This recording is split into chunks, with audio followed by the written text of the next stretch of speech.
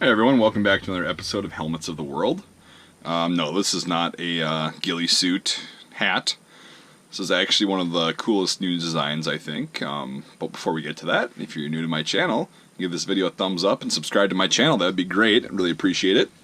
If you don't want to do it right now, I'm going to convince you with this video.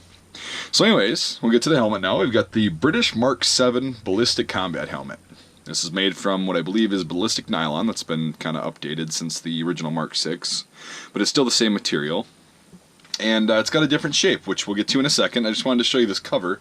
It's a pretty common thing in Afghanistan to see British soldiers that take either old pants or old shirts or whatever, torn stuff, cut it up and then weave it into the net on their helmet covers. So I don't know what this mustard looking paint stuff is, but maybe they played paintball with it, who knows. Anyways, so that's kind of the reasoning behind this helmet cover. It kind of breaks up the silhouette and makes it easier to put camouflage in it. So these came out in about 2009, and the British have been using them since then. When I was in Iraq in 2009, they were wearing the Mark 6 still, but I think these were just starting to come out, and they were kind of phasing out the Mark 6 at that point. So this is supposed to be just a stopgap helmet designed to kind of fill a gap while the British designed a new helmet, but it actually stuck because it's been doing so well. Here's a picture of a helmet from an Irish volunteer infantry regiment, and check it out. It protected the guy and didn't go through. So now we'll get to the liner.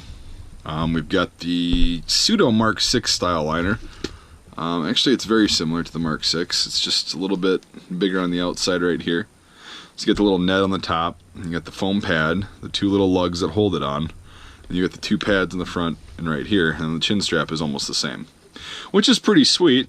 It's a very comfortable liner system. I'm not going to complain about it at all. It's a lot better than the Pasget, and they had this figured out years ago. It's ugly as sin, but it works. You can see this has been used, obviously. The names are scratched out, or drawn out rather, and the chin strap is held on same way as a Mark 6. You just put this little thing through the loop and snap it.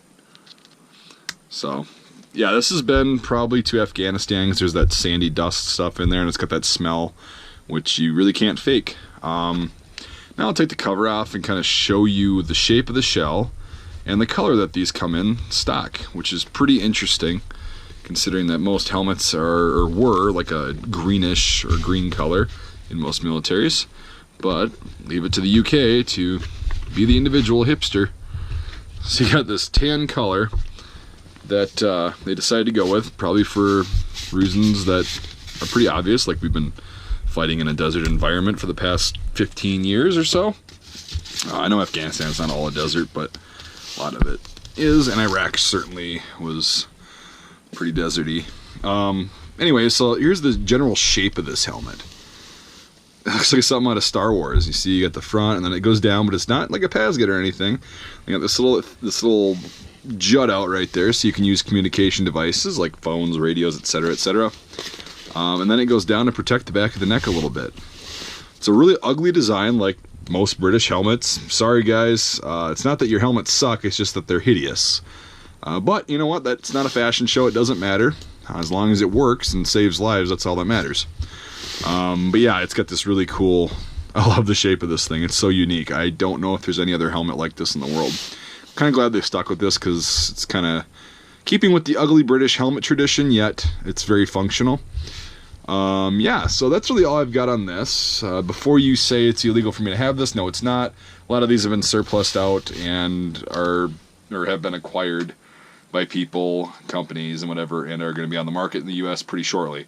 So I got this here legitimate source. It's not stolen or whatever, so it is what it is.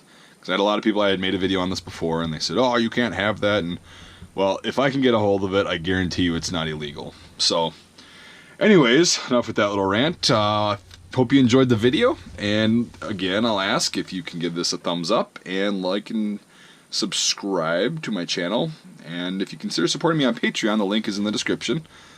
And until then, we'll see you next time.